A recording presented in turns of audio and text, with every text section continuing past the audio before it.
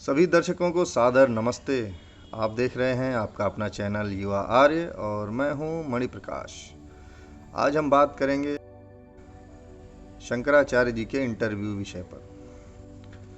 माननीय शंकराचार्य जी अपने इंटरव्यू में कहते हैं कि गुरुकुलों में, आश्रमों में, अखाड़ों में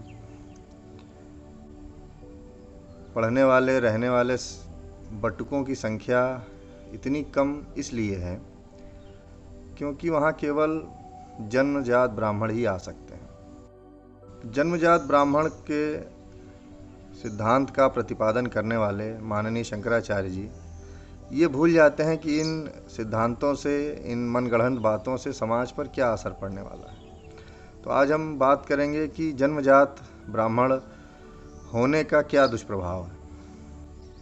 माननीय शंकराचार्य जी का कहना है कि शिक्षा, रक्षा और व्यापार और सेवा के प्रकल्प जन्म से ही निर्धारित हो जाने चाहिए, तभी सुरक्षित रहते हैं। तो इस बात की पुष्टि करने के लिए कोई ऐतिहासिक साक्ष्य हो तो, और इस बात का खंडन करने के लिए ऐतिहासिक साक्ष्य हो तो इस सिद्धांत को मान लिया जा सकता है। तो इस बात की पुष्टि करने का तो कोई भी साक्ष्य उपलब्ध नहीं है, लेकिन इस बात का खंडन करने का दो ऐतिहासिक साक्ष्य हमारे पास हैं। सबसे पहला साक्ष्य वह है जब भारत पर अरबों का साम्राज्य फैलना शुरू हुआ तो अरब सबसे पहले व्यापारी बनकर के आए। उनका मुकाबला था भारत में जन्मजात व्यापारियों से। माननीय शंकराचार्य जी की परंपरा के अनुसार और आदि शंकराचार्य की जन्मभूमि केरल पर जब अरबी व्यापारियों के पैर पड़े तो उनका मुकाबला था जन्मजात व्यापारियों से, जिनको व्यापार वाणिज्य अपने पूर्वजों से मिला हुआ था, जिन्होंने उसकी कुछ विशेष पढ़ाई नहीं की थी। तो चतुर अरबी व्यापारियों ने उनको अपने दांव पेचों से परास्त कर दिया और सारा समुद्री व्यापार अपने नियंत्रण में ले लिया। यहाँ तक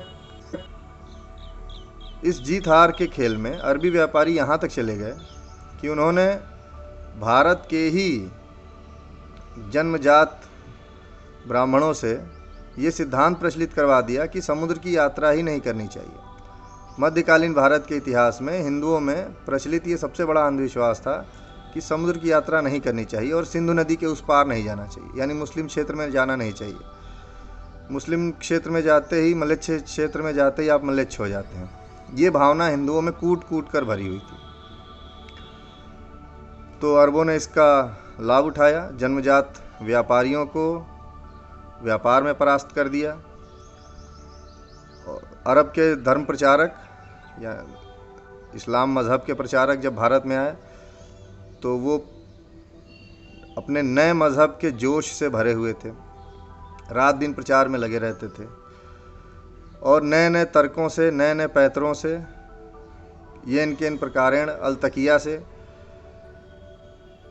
जीतने में विश्वास रखते थे। तो उनके प्रचारकों ने यहाँ के जन्मजात धर्म के जानकारों को भी परास्त कर दिया और तेजी से भारत में इस्लाम का प्रचार किया। तो जब व्यापारियों और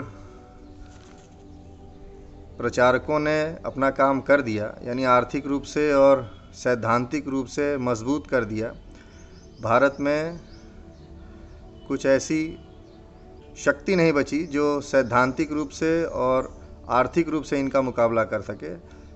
तब आक्रमण हुआ और भारत के अलग अलग क्षेत्रों में अलग अलग समय पर अरबों ने आक्रमण करना शुरू किया। तो इन सब के पीछे एक गलत विचारधारा, एक गलत सिद्धांत कार्य कर रहा था, जो शंकराचार्य जी प्रतिपादित करते हैं कि सेवा, रक्षा और शिक्षा के जो प्रकल्प हैं ये जन्म से होने चाहिए, यानी कि वर्ण व्यवस्था जन्म से ही होनी चाहिए। ये पहला प्रमाण है शंकराचार्य जी के सिद्धांत के गलत होने का। शंकराचार्य के जन्मजात वर्ण व्यवस्था के सिद्धांत के गलत होने का दूसरा साक्ष्य तब मिलता है जब भारत में ईस्ट इंडिया कंपनी का आगमन होता है, घुसपैठ होती है, आक्रमण होता है।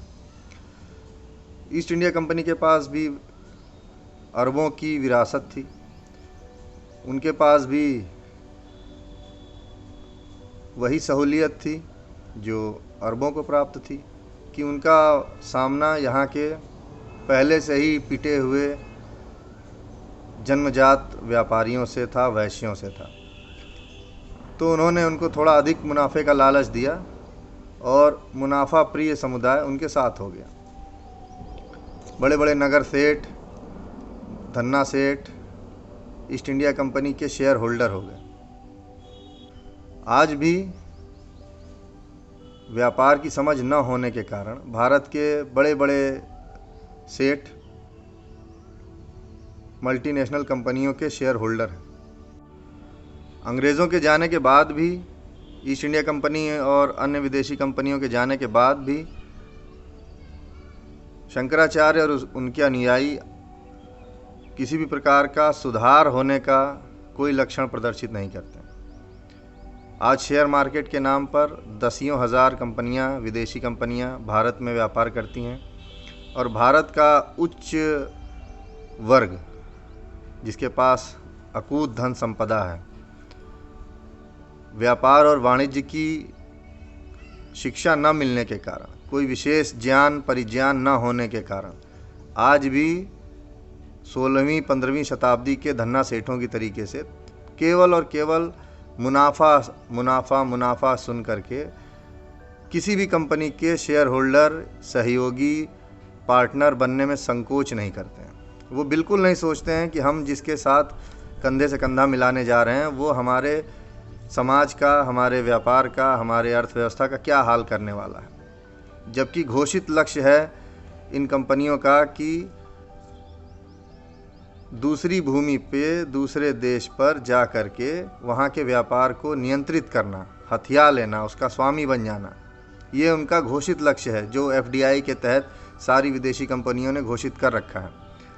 तो ये व्यापार वाणिज्य में महारथी होते, शिक्षित होते और अर्थव्यवस्था का, समाज व्यवस्था से क्या संबंध है इसको जानते, तो भारत का समृद्ध वर्ग कभी भी विदेशी कंपनियों का पार्टनर नहीं बनता, शेयर होल्डर नहीं बनता, सब्सक्राइबर नहीं बनता। ये नुकसान होता है जन्मजात ज्ञानी होने का, जन्मजात वैश्य होने का, जन्मजात ब्राह्मण होने का, जन्मजात क्षत्रिय होने का। वेदों में सभी वर्णों को एक वेद पढ़ना अनिवार्य है, शिक्षित होना अनिवार्य है। क्या ब्राह्मणों के पास और क्षत्रियों के पास पैसा नहीं है? लेकिन वो इस पैसे को बिना सोचे समझे निसंकोच विदेशी कंपनियों में निवेश करने से पहले एक बार भी नहीं सोचते। क्यों? शिक्षा न मिलने की वजह से। व्यापार की, वाणिज्य की, धन के निवेश की शिक्षा सबको मिलनी चाहिए और क्षत्रिय की शिक्षा तो वैश्य की शिक्षा से अधिक होती है, ब्राह्मण की शिक्षा क्षत्रिय की शिक्षा से भी अधिक होती है। तो फिर अन्य वर्ग अपना धन गलत जगह पर क्यों निवेश करते हैं? अगर जो खेल अरबों ने खेला और जीता, उसी खेल को यूरोपियन व्यापारियों ने भी खेला और जीता। उनके भी धर्म प्रचारक आए, ईसाई मज़हब के प्रचारक आए और यहाँ के जन्मजात विद्वानों को, ब्राह्मणों को बड़ी आसानी से उन्हीं के क्षेत्र में पराजित करके यहीं के लोगों को ईसाई बना करके चले गए। उसके बाद सैन्य आक्रमण हुआ, राजनीतिक हस्तक्षेप हुआ, सैन्य आक्रमण हुए और उसके आगे की कहानी हम जानते हैं कि कैसे अंग्रेज़ों ने इस पूरे देश पर नियंत्रण कर लिया। अंग्रेज़ों से पहले यूरोपियन लोगों ने घुसपैठ की थी, अन्य स्थानों पर सफलताएं भी अर्जित की थी। यूरोपियनों से भी पहले अरबों ने भी इस देश को नियंत्रित किया था, एक बहुत बड़े इलाके को अपने शासन के अधीन ले आए थे। हर जिले में उसके लक्षण आज भी दिखाई देते हैं। मस्जिदों से आने वाली अजान आज भी हमें बताती है कि इस देश पर अरबी साम्राज्यवाद का प्रभाव किस हद तक फैल गया था। तो माननीय शंकराचार्य जी के फार्मूले के हिसाब से जन्मजात वैश्य, जन्मजात क्षत्रिय, जन्मजात ब्राह्मण तीनों ही अपने कार्य में असफल रहे, नाकाम रहे, और जिसका नतीजा हजारों वर्ष लंबी गुलामी रही।